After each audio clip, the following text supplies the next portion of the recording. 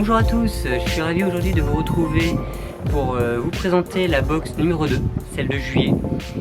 Du coup pour cette box on a voulu vous mettre en avant un rosé et un rouge pour rester vraiment dans le côté un peu festif de la saison.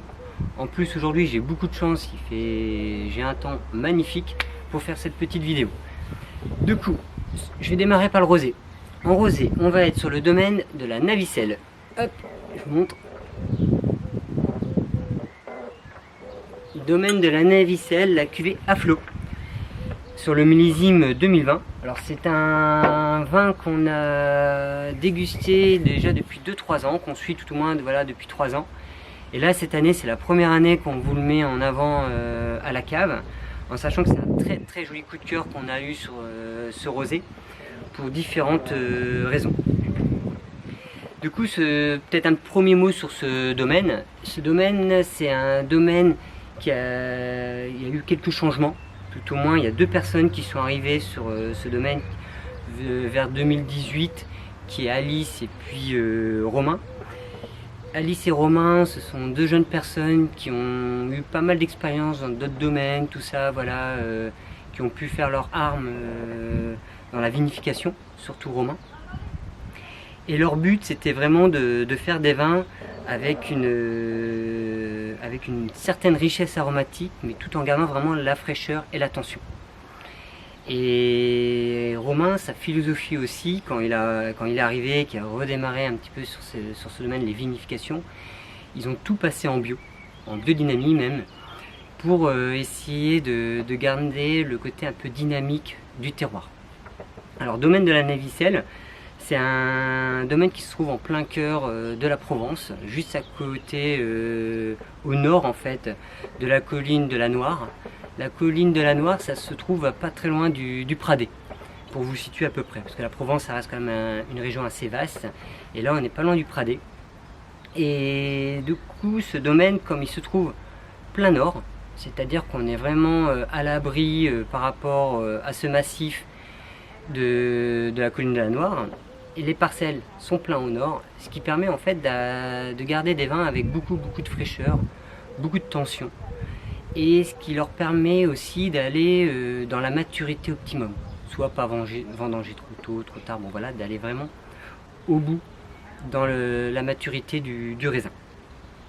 Ensuite c'est un domaine qui a un très joli terroir en fait. On est sur des terroirs d'argile rouge, avec une couche en sous-sol, avec pas mal de schiste et pas mal de cailloux également, qui permet en fait sur ce terroir aussi d'avoir vraiment différentes couches géologiques pour amener encore une fois ce côté un peu profond dans ce rosé. Du coup je le déguste avec vous, hein. Comme il fait beau, le soleil, on a envie un peu de rosé. Ah oui, ce que j'ai pas dit sur ce rosé, on est sur un rosé d'assemblage. On va être sur du cinsault et grenache. Alors, sur cet assemblage là, l'avantage du cinsault et du grenache, en général la grenache va toujours amener de la structure, de la tenue, un petit peu d'ampleur en bouche. Par contre l'avantage du cinsault, ça va être un peu l'opposé. On va chercher vraiment la fraîcheur, la tension. Ça va donner surtout de la vivacité en fait au vin. La vivacité, c'est-à-dire ce côté bien sec et frais. Du coup au nez, personnellement moi ce que je ressens tout de suite au nez, c'est ce côté fruité, un peu cette générosité comme je disais, qui est amenée un peu par la grenache, mais en même temps on sent ce fruit qui reste frais, ce fruit un petit peu acidulé, c'est-à-dire qu'on est, quand je parle acidulé, c'est-à-dire qu'on est vraiment sur ce côté un peu pamplemousse là-dessus. Ouais, ces notes d'agrumes qui sont en train de se développer.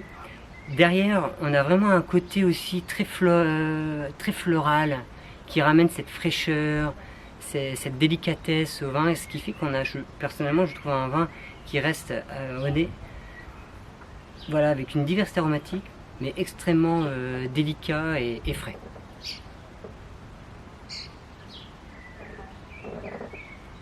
Et très délicatement derrière, j'ai cette petite note un petit peu de Provence, ce côté un peu fenouil qui nous vient derrière.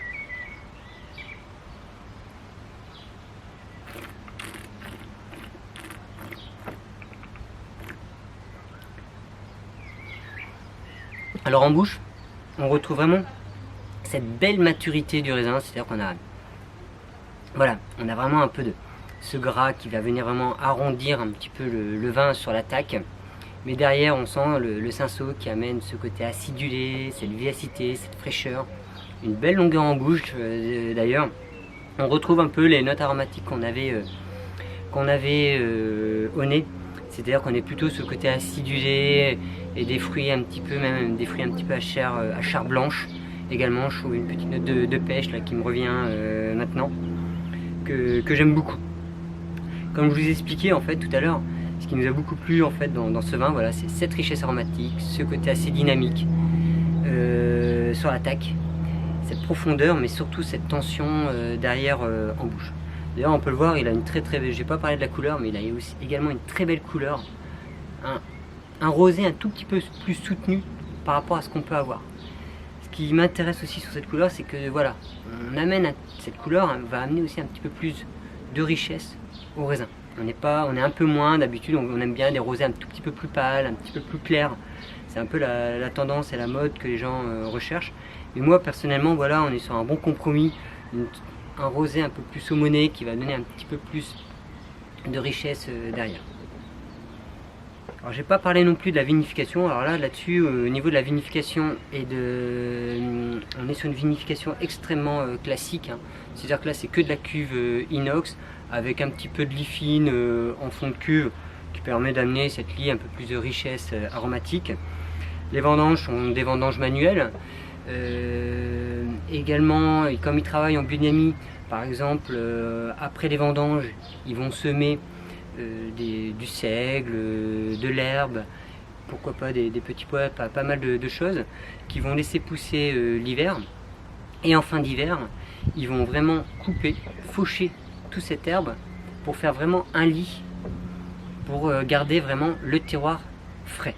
Ce qui va amener en fait entre guillemets une humidité, une fraîcheur au terroir et une biodiversité également interne au sol. C'est ça qui est intéressant aussi à ce domaine, c'est qu'ils ont vraiment une recherche assez poussée pour garder la fraîcheur du vin. Du coup voilà. Après au niveau de l'accord mets vin, ça c'est parfait déjà en apéritif. Personnellement je trouve que ça se boit tout seul en apéro. Ensuite on peut le faire aussi avec des belles salades estivales avec plein de choses, hein, une salade tomate, ça passe très bien. Et après on peut le faire aussi avec pas mal de poissons un peu grillés, style un petit rouget, vous accompagnez avec d'une petite ratatouille là-dessus, ça passera également très bien. Bon, en tout cas j'espère que ce premier rosé vous a plu et j'arrive tout de suite pour le rouge. Nous voilà sur le deuxième vin, la cuvée Pur Fruit du Causse du domaine Combelle-la-Serre, millésime 2019. Alors par rapport au précédent où le rosé c'était vraiment le domaine de la Navicelle, vraiment un domaine coup de cœur qu'on a eu là pour la saison d'été, et c'était vraiment un nouveau domaine, que là par contre on est sur l'appellation Cahors, un domaine qu'on suit à la cave depuis 3 ans, et avec ce domaine on veut vraiment vous démontrer que l'appellation Cahors, il y a vraiment tout un renouveau sur cette appellation. Dans le sens qu'à peu près depuis une dizaine d'années, vous avez toute une nouvelle génération qui fait vraiment des vins sur le fruit, sur le côté croquant, le côté gourmand, et avec beaucoup de souplesse en finale en bouche. C'est-à-dire qu'en fait, tous les Cahors que vous avez du temps du papa, du grand-père, des vins un petit peu rustiques, un peu austères, avec ce côté un peu boisé, un peu lourd, bah, tout ça, vous balayez. C'est vraiment pour ça qu'on a souhaité mettre cette bouteille dans la box, pour jouer vraiment le côté découverte de l'appellation. Alors maintenant je vais parler un petit peu du domaine. Comme je vous l'ai dit, c'est un domaine qu'on suit depuis 3 ans, qu'on aime énormément et qu'on aime beaucoup par son côté vraiment très régulier. Tous les millésimes sont superbes. C'est toujours des vins équilibrés, profonds, avec une souplesse de tanin splendide. Domaine Combelle-la-Serre, du coup, c'est un domaine plutôt familial, qui a été créé dans les années 1900. Il y a eu le papa Jean-Pierre qui lui vendait tout son raisin vraiment à la cave coopérative, et le fils est arrivé, Julien, avec son épouse Sophie, et eux à l'inverse se sont posés, comment dire, on va dire pas mal de questions. Voilà, ils voulaient vraiment amener, je pense, une identité au domaine, et eux ont décidé de mettre le vin en bouteille. Bon, après, je pense qu'il y a eu plusieurs raisons. On parle aussi du vrac, la chute du vrac, tout ça. Bon, voilà, après c'est très personnel. Mais c'est vrai qu'il y a eu la chute du vrac aussi, tout ça. Mais Julien Hibert a souhaité, quand il est arrivé au domaine, de mettre son vin en bouteille. Et en voilà une de ses cuvées. Alors, appellation Cahors. Appellation Cahors, on est forcément sur du Malbec. Soit on peut le surnommer aussi Co. Co, c'est plutôt dans la vallée de la Loire. Mais là, du coup, on est sur un 100% Malbec. Bon, il y a 2 cépages qui peuvent être autorisés également. Vous avez le Tanat et le Merlot. Mais en général, il faut être honnête, c'est plutôt le Malbec qu'on va retrouver très facilement. Ensuite, sur le domaine. Alors, comme je vous ai dit, Julien est arrivé sur le domaine. Il s'est posé pas mal de questions. Du coup, il a dû créer ce domaine. Il a appelé le domaine Combel-Lasserre pour deux raisons. Il y avait le mot Combel là où se trouvait le domaine, en fait, le bâtiment, on va dire. Et vous avez là où il y a les parcelles, le domaine Lasserre, ça s'appelait Lasserre, où il y avait les parcelles. Et du coup, voilà, c'est arrivé sur le domaine Combel-Lasserre, c'est comme ça qu'il a créé son domaine et trouvé son nom. Alors aujourd'hui, on est sur un domaine à peu près de 23 hectares, hein. Tout est cultivé en bio, voilà. Il a souhaité aussi travailler en bio et faire cette démarche de bio avec la naissance plus ou moins de ses enfants. Voilà, il s'est dit autant leur laisser un sol propre et sain. Voilà. Et après, il s'est posé aussi pas mal de questions. Comment et quel style de vin souhaitait-il faire? Alors sur Cahors, il faut savoir, comme je ne l'ai pas encore dit, mais il y a beaucoup de parcelles très différentes. C'est-à-dire que vous allez retrouver la vallée et les plateaux. Alors les plateaux, c'est celui que je vais vous proposer, ça s'appelle Cos. C'est pour ça, pur fruit du Cos, parce que là on est vraiment sur les plateaux. Et on va être sur des terroirs plutôt calcaires. Et ensuite vous allez retrouver toute la vallée. Et la vallée, là, on va retrouver plutôt les terroirs argileux. C'est là où on a vraiment la plupart du domaine de Cahors. Bah, les parcelles de Cahors. Du coup, voilà. Alors, comme là, on est sur les parcelles de calcaire, les parcelles de calcaire, l'avantage, pour moi, hein, c'est après très subjectif, ça dépend du profil de vin qu'on apprécie, tout ça, mais ça ramène toujours beaucoup de finesse, beaucoup de tension, beaucoup de subtilité, et limite, j'ai envie de dire, de minéralité, même pour un vin rouge, sur la finale en bouche. Voilà. On va passer à la dégustation, c'est ce qui est le plus sympa. Après, j'ai pas encore parlé un peu de sa manière de travailler. Là, sur ce vin rouge, la cuvée pur fruit du Cos, en fait, c'est vraiment sa cuvée plaisir, copain. C'est-à-dire qu'on va chercher la générosité, hein. Après, il y aura sa cuvée au cerisier, d'autres cuvées qui seront un peu plus gastronomie. Mais là, on pense vraiment au côté été. Alors là, au niveau du nez, on est vraiment sur des Malbec juteux, croquants, vraiment sur le panier de fruits. Et on est vraiment sur un mix de panier de fruits noirs, fruits rouges, le mix un petit peu entre les deux. Le premier nez, quand même, tout de suite, c'est plutôt la note de griotte qui va venir se développer tout de suite sur l'attaque, sur le premier nez. Mais ce qui est intéressant sur ce nez, c'est que derrière, on a tout de suite ces petites notes de fruits rouges, comme je vous disais, c'est le fruit rouge croquant qui vient derrière, avec ces petites notes de framboise également, la fraise des bois, un petit côté de violette aussi, je trouve, derrière, un petit côté floral. Et ça, je peux vous le garantir, c'est vraiment dû au terroir, à ces terroirs calcaires, qui va donner de l'attention et de la délicatesse sur ce nez.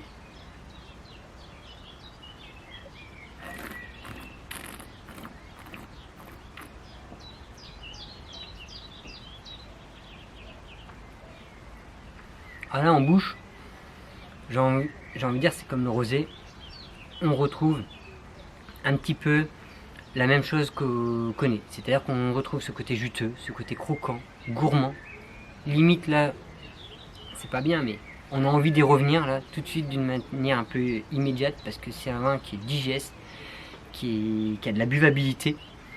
Et c'est ce que je vous ai expliqué tout à l'heure, c'est quand c'est des Malbecs qui ont de la buvabilité. On n'a pas ce côté boisé, ce côté lourd, ce côté un peu rustique sur ce Malbec là. On a limite une petite pointe derrière acidulée qui donne cette vivacité et ce côté assez profond sur ce vin. Au niveau de la vinification de ce vin, c'est assez simple. Comme vous l'avez bien compris, là ce qu'on cherche, c'est du fruit, la belle maturité du fruit. Ce qui fait que quand il fait les vendanges, bien sûr toutes les vendanges sont manuelles, à la main, petite layette. Tout est prêt. On est sur des on est sur des cuvaisons, voilà, cherchez mon mot, des cuvaisons en cuve inox à peu près de 15 jours, ce qui va vraiment amener ce côté fruité, ce côté croquant. Et au bout de 15 jours, on va laisser toujours dans une cuve inox avec une lie très fine jusqu'à la fin de l'hiver, début du printemps. Et après, à ce moment-là, on le met en bouteille. Du coup, c'est pour ça aussi qu'on a ce côté juteux et ce côté croquant. Après, au niveau accord mets et vin de ce vin, c'est assez simple, c'est assez facile parce que je pense que vous l'avez bien compris. On va vraiment le boire en apéritif avec des amis, parce que je trouve qu'un vin juteux et croquant, ce côté plaisir, ça s'accompagne avec des amis. On peut le boire aussi avec une jolie grillade, c'est-à-dire une grillade voilà, qu'on va faire avec des saucisses, travers de porc, des choses comme ça. Mais également, ce qui me vient d'un seul coup à l'idée, on peut le faire aussi avec une petite salade landaise. La salade landaise, je trouve qu'avec cette vivacité, cette tension, ça marcherait également très très bien. En tout cas, j'aimerais bien finir sur quelques mots sur ce vin, parce que je trouve que l'extraction est extrêmement bien faite pour avoir ce côté juteux, ce côté croquant, ce côté délicat en même temps sur cette finale en bouche. On a vraiment beaucoup de sincérité en fait en finale. Ça prouve la précision et la classe du vigneron dans son extraction du jus de raisin. Et ça, c'est vraiment la preuve d'un grand vigneron qu'on a derrière ce vin. En tout cas, j'espère que vous en aurez profité de la même manière que moi. Et je vous souhaite une bonne dégustation. A bientôt!